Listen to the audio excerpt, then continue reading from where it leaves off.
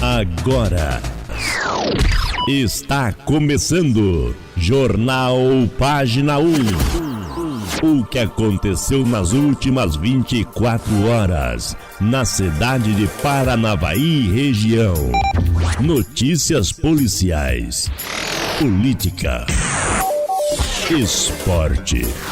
Tudo num só informativo. Jornal Página 1. Olá, muito bom dia, 26 de setembro de 2019. As principais manchetes desta quinta-feira. Aconteceu ontem a operação contra o crime organizado e cumpriu mais de 100 mandados judiciais na região. Terceira edição do Prova Paraná. Banco da Mulher Paranaense está incentivando bons negócios. Teto de gastos depende do controle das despesas obrigatórias. E o Congresso derrubou vetos a 18 pontos da lei de abuso de autoridade. A partir de agora, estas e outras notícias aqui no Jornal Página 1 de quinta-feira, que está apenas começando.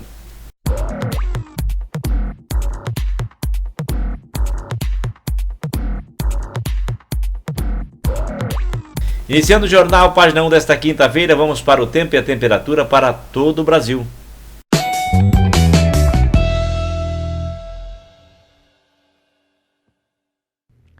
O risco de chuva forte permanece alto em várias áreas do país. Eu destaco aqui primeiro o alerta para temporais que ficam concentrados principalmente nas áreas em vermelho do mapa, desde a região do Grande Rio até o sul de Goiás e entre a região de Rio Branco até a região de Porto Velho, no estado de Rondônia. Já as áreas em amarelo do mapa, que englobam grande parte da região norte, centro-oeste e sudeste do país, a expectativa é de chuva forte, que pode vir acompanhada de raios e também de rajadas de vento. Toda essa chuva nessas três regiões do país está sendo causada pelo calor e pela alta umidade, além de uma mudança na circulação dos ventos. Há risco para chuva forte e volumosa desde cedo, principalmente sobre áreas do leste e interior do estado de São Paulo, sul de Minas Gerais e centro-sul fluminense, inclusive na região do Grande Rio. A chuva forte também pode acontecer a qualquer hora, desde a região de Rio Branco, passando por Porto Velho, a região de Cuiabá, áreas do norte do estado de Mato Grosso do Sul, centro-sul do estado de Minas Gerais, até áreas do interior fluminense e sul do estado do Espírito Santo. O sol deve aparecer no decorrer do dia, mas há grande risco de chuva a partir da tarde, desde a região da Grande Vitória, passando por BH, inclusive volta a chover na região de Brasília, Goiânia e em grande parte da região norte do país. O sol ainda vai aparecer principalmente sobre áreas da região sul e no centro-sul de Mato Grosso do Sul, na região de Campo Grande e também em áreas próximas a Presidente Prudente, no interior paulista. O excesso de nebulosidade pode provocar garoa pela manhã, mas aos poucos o sol volta a aparecer e não há chance de chover.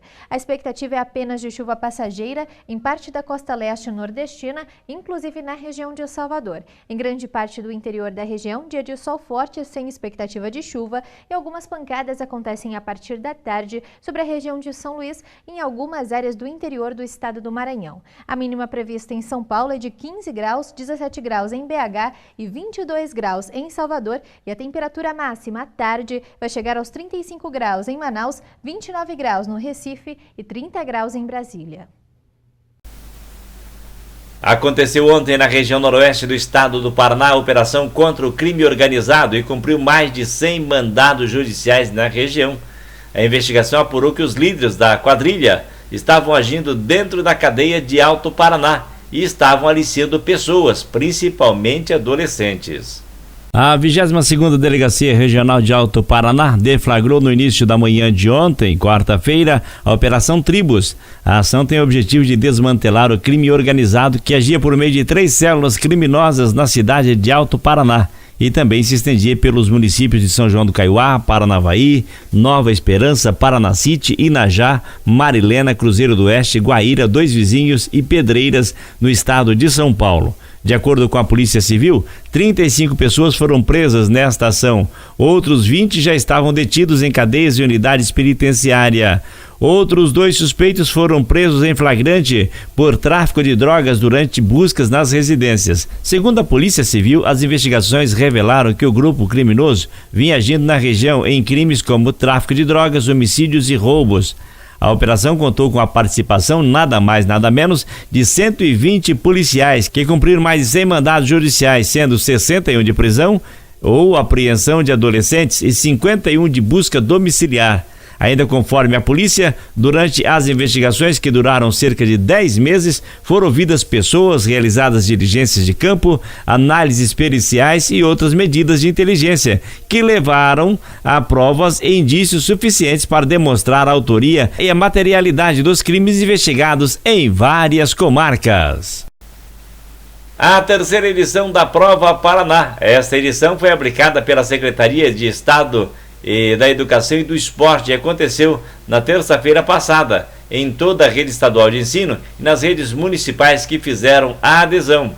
No dia 24 de setembro, a terceira edição da Prova Paraná foi realizada. Essa é uma avaliação aplicada pela Secretaria de Estado da Educação e do Esporte em toda a rede estadual de ensino e nas redes municipais que fizeram adesão. Ela é aplicada para mais de 1 milhão de estudantes do 5º ao 9º ano do ensino fundamental e do 1º ao 4º ano do ensino médio, além das turmas de educação para jovens e adultos. A Prova Paraná é uma ferramenta onde todos os professores conseguem ver o que as suas turmas estão aprendendo e o que não estão aprendendo para poder intervir. Então é um grande dia, todos os alunos da rede estadual estão fazendo a prova e todos os nossos professores de matemática e português vão poder contar com essa ferramenta para ver o que os alunos estão aprendendo de verdade. Uma das novidades dessa terceira etapa são as provas em braille. Foram 19 avaliações para alunos dos 9º anos do ensino fundamental e 15 para as terceiras séries do ensino médio. Também foram disponibilizadas 691 provas ampliadas para estudantes de baixa visão. A gente tem a versão agora para os alunos que têm deficiência visual, a gente tem provas em braille para que eles possam fazer a prova. E para os alunos que não sabem a leitura do braille, a gente tem o sistema DOS-Vox. Que esse sistema, o que ele faz? O aluno vai ao computador e escuta a prova. E aí ele consegue responder as questões no computador ao escutar a prova. Banco da Mulher Paranaense está incentivando bons negócios em todos os setores econômicos, visando gerar mais empregos e renda no estado do Paraná. Luzmar Sarratinho Júnior assinou os primeiros contratos de financiamento do Banco da Mulher Empreendedora, iniciativa do governo do estado que estimula a geração de emprego e renda em negócios liderados pelo público feminino. Uma das mulheres que participou foi a Luciana, que é manicure e maquiadora. Por 7 anos ela trabalhou em casa até que descobriu que poderia pegar um empréstimo com juros atrativos. Foi então que ela decidiu construir um salão e ampliar os negócios. Agora eu sei que eu vou fazer para crescer, porque eu vou pegar 5 e não vou chegar a pagar acho que uns 6 mil reais. Então, quer dizer, vale a pena o investimento, né? Os juros vai ser diluído no que eu vou estar ampliando e ganhando, né?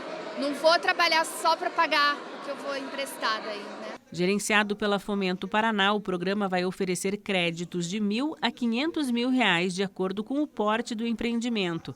Podem participar empreendedoras informais, autônomas, microempreendedoras individuais e também pequenas empresas com faturamento de até R$4,8 milhões.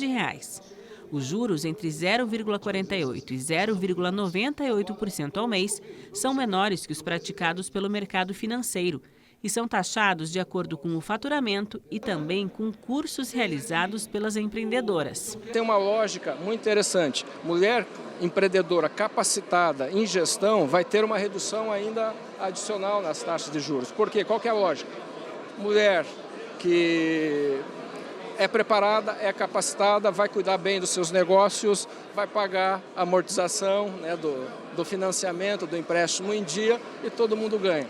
O programa Banco da Mulher Empreendedora tem 3 madrinhas. Uma delas é a Mônica Berlitz, fundadora do Clube da Alice, grupo de empreendedoras femininas que tem mais de 500 mil mulheres que se ajudam. É uma grande honra ser madrinha desse projeto, que eu estou acompanhando desde março a luta do governador e a luta da Fomento para viabilizar esse projeto que é tão importante para apoiar o empreendedorismo feminino. Essas mulheres merecem, a gente vê no Clube da Alice a luta diária, né, dessas empreendedoras e elas poderem contar com linhas de crédito e com esse apoio que a Fomento proporciona para elas é maravilhoso. Durante o evento, o governador destacou a importância das mulheres para a geração de renda em empresas e startups. A ideia realmente é fazer com que a mulher possa empreender cada vez mais aqui no estado e possa gerar emprego.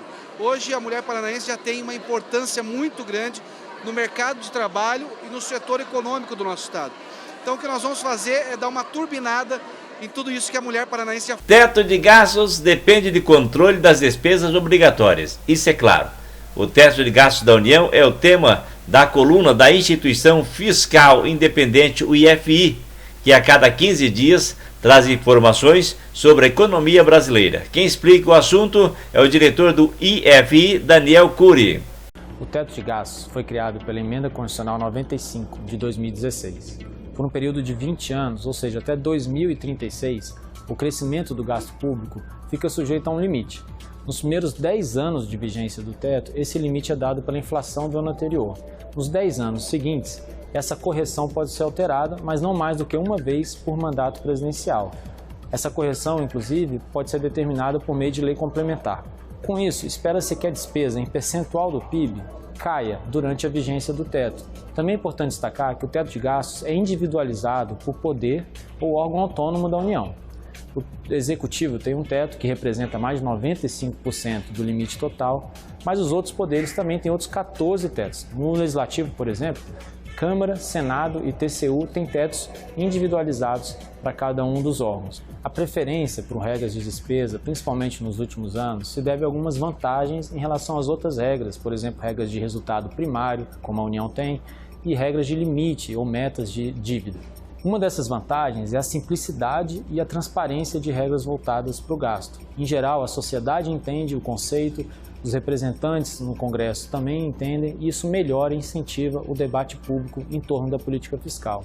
Alguns países que adotaram regras de gasto, por outro lado, tiveram uma piora na composição do gasto público, reduzindo despesas com retorno social e econômico elevado, como investimento em infraestrutura, pesquisa, ciência e tecnologia. Esse aspecto da regra de gasto é fundamental para analisar o caso brasileiro. O orçamento do Brasil é caracterizado por uma rigidez elevada. Mais de 90% da despesa primária ela é obrigatória, ou seja, só pode ser alterada por meio de lei ou uma emenda à Constituição. Esse grupo de despesas obrigatórias, eles têm crescido acima da inflação. Então, mais de 90% da despesa sujeita ao teto, ela cresce mais do que a inflação, naturalmente pressionando o restante das despesas, onde estão custeio administrativo, investimento e outras despesas relevantes para a sociedade. As projeções da IFE visam identificar eventual risco de descumprimento do teto de gastos nos próximos anos. No nosso cenário base, esse risco se torna elevado a partir de 2022, talvez 2021. A partir daí, um eventual descumprimento do teto acionaria os chamados gatilhos, que são reduções compulsórias na despesa obrigatória que façam com que a despesa total retorne para os limites do teto de gasto. Esses gatilhos atingem, basicamente, as despesas com pessoal e há um ajuste duro também a ser feito, assim como um ajuste por meio de investimentos e custeio. Portanto, o cumprimento do teto de gastos nos próximos anos depende do controle da despesa obrigatória. E cabe à sociedade, por meio de seus representantes, decidir a melhor trajetória, o melhor caminho a ser seguido. O Congresso derruba vetos a 18 pontos da Lei de Abuso de Autoridade. O Congresso derrubou 18 pontos dos 33 vetos de lei aí da Lei de Abuso de Autoridade. Entre eles, aquela que a punição para os policiais que não se identificam no momento da prisão. Foram 15 vetos analisados na sessão conjunta dos parlamentares.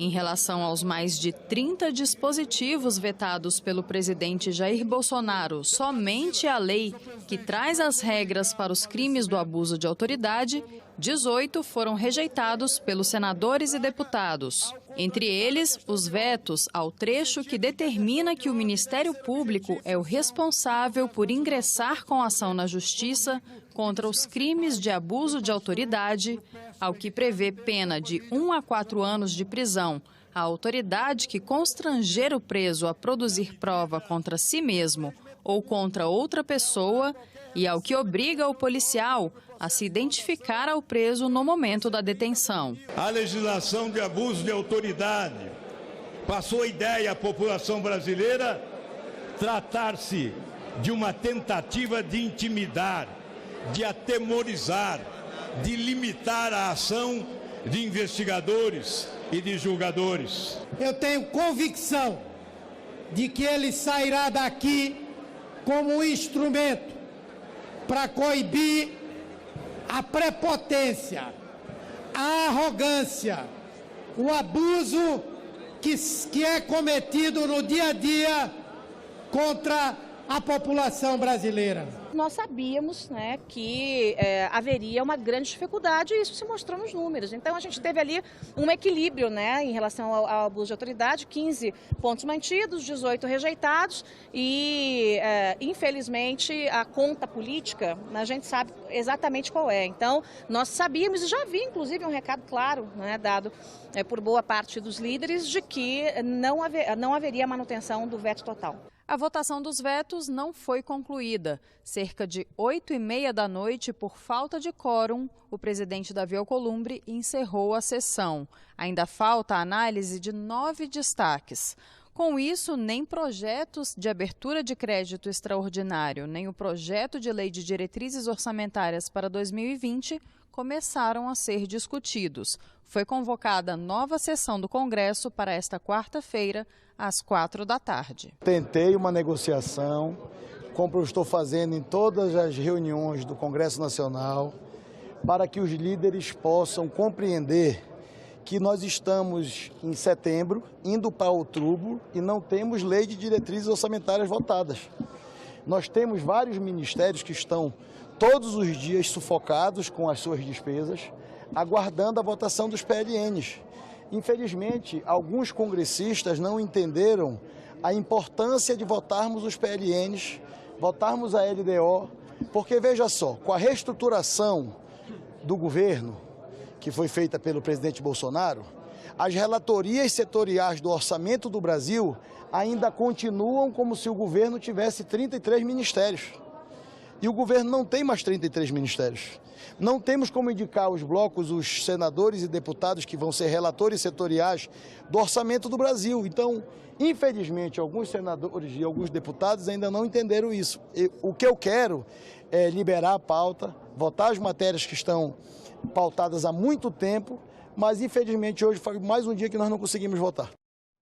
Os vetos que foram derrubados seguem para promulgação, que deve ser feita pelo presidente Jair Bolsonaro. Caso o presidente não promulgue os pontos em 48 horas, a tarefa caberá ao presidente do Senado. O Jornal Página 1 desta quinta-feira vai ficando por aqui. Nós voltamos amanhã trazendo mais notícias. Tenha um ótimo dia. Até lá.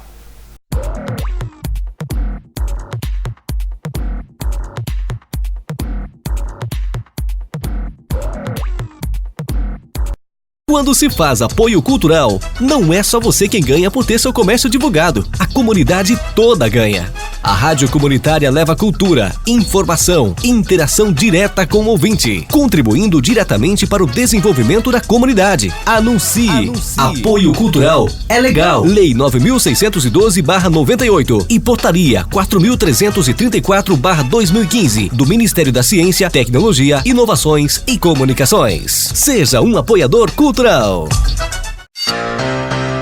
Tá precisando presentear? Artesana. Artesana, cestas e kits para todas as ocasiões. Só falar com Elisângela. Temos suculentas, cactos, petúnias, rosas do deserto, samambaias e ervas medicinais. Montamos o seu vaso com as mudas da sua escolha. Artesanato de bambu e cestas. Quem tem bom gosto vai em Artesana. Cestas e kits para todas as ocasiões. Telefone 99701 1868 e 3062 1147. Na Rua Bernardo da Cunha, 942, no Jardim Simone 3, em Paranavaí. Brechó da Nina. Compra e venda de roupas seminovas, moda masculina, feminina e infantil. E aceitamos cartão. Telefone 3423-9918 e 99898-3957. Você pode ficar bem vestido com o Brechó da Nina. Compras e vendas de roupas seminovas. Na Rua Catúlio da Paixão, número 387, no Jardim do Sol, em frente ao Serpave. Brechó da Nina. Aqui você sai bem vestido, gastando bem pouquinho.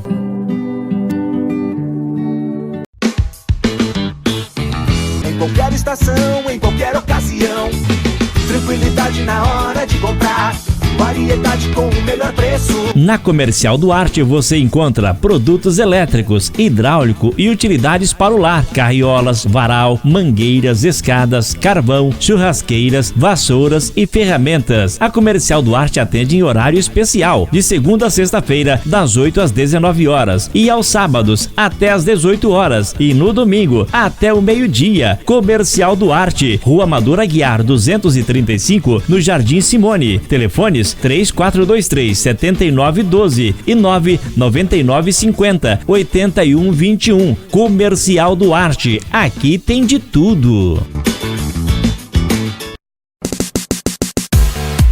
Fique linda em todas as estações do ano. O Espaço Lucilene Signorini conta com profissionais especializados e produtos de qualidade. Corte, escova, tintura, hidratação, progressiva, definitiva, maquiagem e manicure e pedicure. Espaço Lucilene Signorini, Rua José de Matos Filho 620, Sala 3, Jardim Nossa Senhora de Fátima. Fone 99968-1350, esquina da Rodoviária Nova, Paranavaí, Paraná.